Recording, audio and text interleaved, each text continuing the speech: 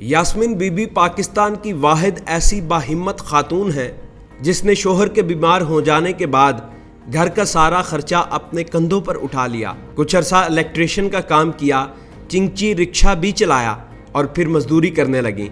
अब राज मिस्त्री का काम सीखकर घर ठेके पर लेकर खुद बनाती हैं। उर्दू पॉइंट की वीडियोस देखने के लिए हमारा चैनल सब्सक्राइब कीजिए और बेल के आइकन पर क्लिक कीजिए ताकि आप हमारी तमाम आने वाली वीडियोस से बाखबर रह सकें।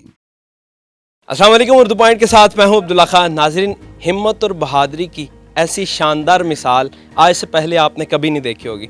मेरे साथ मौजूद हैं यास्मीन बीबी और इनके घर में 11 फ़र्द हैं जिनकी ये कफ़ालत भी करती हैं। यास्मीन बीबी साहब, मैं आपसे जानना चाहूँगा कि शदीद गर्मी में आप मेहनत मजदूरी कर रही हैं, मज़दूरों के साथ काम कर रही हैं, मोटरसाइकिल खुद चलाती हैं, दाबड़ा उठाती हैं, ईंटें लगाती हैं, ये सब कितनी देर से कर रही हैं? 5 साल से। 5 साल से कर रही हैं जी। इससे पहले क्या कर रही थी आप, या आपके खावंद क्या करते थे? इलेक्ट्रिशियन का काम करते हैं। तो अभी क्या करते हैं वो? अभी वो चारपाई ते पहन अभी कुछ नहीं कर सकते, उन्होंने साथ ही मरज है वो तो उन्होंने पेशाब का मसला बन गया है। फिर हटते वो जड़ा चारपाई ते पै गए। लोगों के घर जड़ा उनके नाल थोड़ा बहुत इलेक्ट्रिशियन का वाला आंदा है, वो लोगों के घरे जाकर आपको भी आता था इलेक्ट्रिशियन का काम, यानी आपको कैसे आता था? उनके साथ उनके कोल सीखा है, जड़ा थोड़ा बहुत कर लेते है, वो लोगों ने पैसे नहीं देंदे है, वो छोड़ दिता है। आप जब आपके खावंद बीमार हो गए और चारपाई पर आ गए और चल फिर भी नहीं सकते थे, तो फिर आपने इलेक्ट्रिशियन का काम शुरू कर दिया लोगों के घरों में? जी। अच्छा। वो लोग पैसे नहीं देते है, वो छोड़ देता है। अगर महंगाई इतनी हो गई, किसी पास इंसान 300-400 रुपये ना गुजारा नहीं होता। मेरी सिस्टर के बच्चे है, मेरे भी बच्चे है, अगर मेरे मियाँ की दवाई भी है, वो सारा मसले आ जाते। नहीं, सिस्टर के बच्चे तो उनका खामन क्या करता है? वो भी तो है ना, तो आप उनके बच्चों को भी पाल रही हैं? हाँ जी, उनका मियाँ ने फैसला दिता है, 4 साल हो गए वो मेरे पास। जी। अच्छा। वो मेरे पास ही रहते है। कितने बच्चे हैं वो? उसके उनके बच्चे 5 हैं। और आपके कितने हैं? मेरे 3 हैं।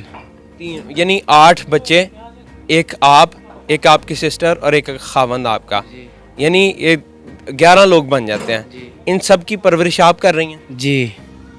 और ये मेहनत मजदूरी करके किस तरह से, कितनी देर से ये आप, ये यानी कि कैसे सीखा आपने इसका काम? इलेक्ट्रिशियन का तो आपने इसलिए सीख लिया क्योंकि आपका खावंद करता था तो आप उसके साथ जाया करती थी काम करने।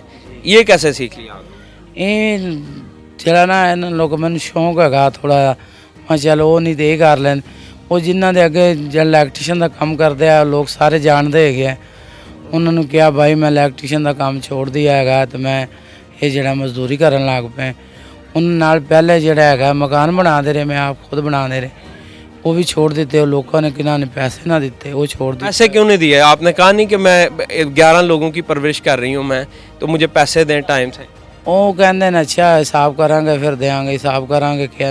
वो कोई तो इतों चले गए, वैसे ही भाग गए, उन्होंने कोई मेहनत ही नहीं दी। जब लोगों ने आपको पैसे नहीं दिए, कितने पैसे आपके तकरीबन मारे गए हैं इस हवाले से? है 10-12 लाख रुपया। 10-12 लाख रुपया? जी, इलेक्ट्रिशियन का है। आपका अपना घर है? नहीं जी। तो किस तरीके से रह रही हैं आप? ये पठान लोग हैं इधर रहते है, उन्होंने को मंग के तो उन्होंने पहले प्लाट है तो बैठे रहेंगे, फिर उन्होंने ढांचा बना के खड़ा कर दिता है तो उन्होंने वो ढांचे के असी है बिजली गैस का बिल असी दे रहे तो खाली रहायश उन्होंने असी ली हुई है। तो इसका रेंट शेंट दे रही हैं आप? नहीं, राशन नहीं दे रहे, सिर्फ बिजली का दे रहे हैं, गैस का दे रहे हैं। भाई, इलाका कौन सा आपका, कहाँ से हैं आप? असी बावन नगर से। बावन नगर से? जी। तो लाहौर में कब से आए हुए हैं आप? 10-12 साल हो गए।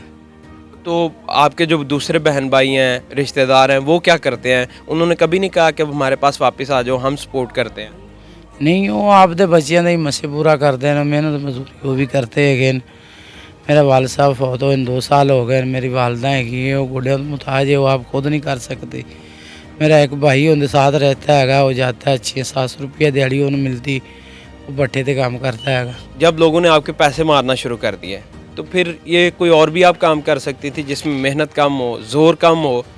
आप मिस्त्रियों का, मजदूरों का ये काम ही क्यों शुरू कर दिया? दूसरा नहीं, लोगों के घर जा के सारा दिन थपड़ियाँ लाओ, बर्तन धोवो, ये करो वो करो, फिर आगे से नखरे कर दे, गल्लां कर दियाँ, फिर फ़ायदा कोई नहीं। ਉਸ ਨੂੰ ਬਿਹਤਰ ਹੈ ਸੱਜੀ ਸ਼ਾਮ ਨੂੰ 500-600 ਰੁਪਇਆ ਦਿਹਾੜੀ ਲੱਭ ਜਾਂਦੀ। ਬੱਚਿਆਂ ਦਾ ਵੀ ਸਰਕਟ ਚੱਲ ਜਾਂਦਾ ਹੈਗਾ, ਮੀਆਂ ਦੀ ਦਵਾਈ ਵੀ ਲੈ ਆਨੇ ਤੇ रोजाना की कितने की दवाई आ जाती है? रोज़ाना की आ जाती 600 रुपये की। 500-600 तो आपकी दिहाड़ी है, तो फिर किस तरीके से?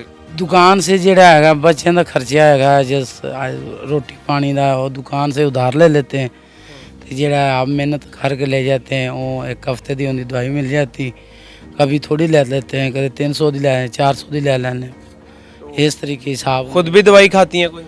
हाँ जी, मैं शुगर दिखा, शुगर है आपको? कितनी देर से? 2 महीने हो गए यानी अभी रिसेंटली आपको शुगर हुई है और उसकी मेडिसिन खा रही हैं आप? जी। अच्छा, तो अब ये काम आप कर रही हैं, ये सीखा कहाँ से, कैसे सीखा? ਇਹ ਜੀ ਆ ਲੋਕਾਂ ਕੋਲ ਭੈਣਾਂ ਭਰਾਵਾਂ ਕੋਲ ਜਾ ਕੇ ਆ ਕੇ ਤੇ ਸਿੱਖਿਆ ਹੈਗਾ, ਵੈਸੇ ਤਾਂ ਨਹੀਂ ਆਉਂਦਾ ਹੈਗਾ।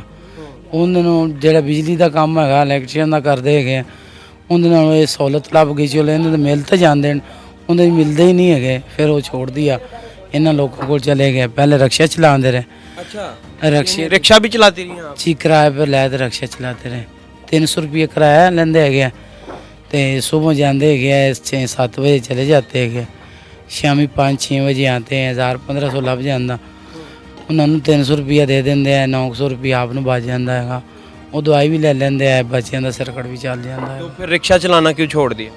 रक्षा चलाना छोड़ दिया है आगा करोना की वजह तो, ਜਿਹੜਾ ਕੰਮ ਅੱਗੇ ਲਾਕਡਾਊਨ ਬੰਦ ਹੈ ਗਿਆ, ਹੁਣ ਕੰਮ ਖੁੱਲ ਗਿਆ ਹੈਗਾ, ਹੁਣ ਕੰਮਾਂ ਤੇ ਜਾ ਤੇ ਭੈਣਾਂ ਭਰਾਵਾਂ ਨੂੰ ਕਹਿ ਕਵਾ ਕੇ ਤੇ ਚਲੋ ਇਹ ਜਿਹੜਾ ਥੋੜਾ ਜਿਹਾ ਸੌਖਾ ਬਣਿਆ।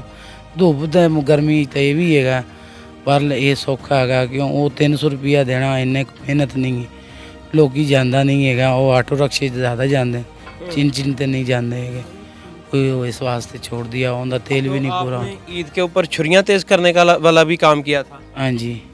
वो क्यों किया और कैसे किया?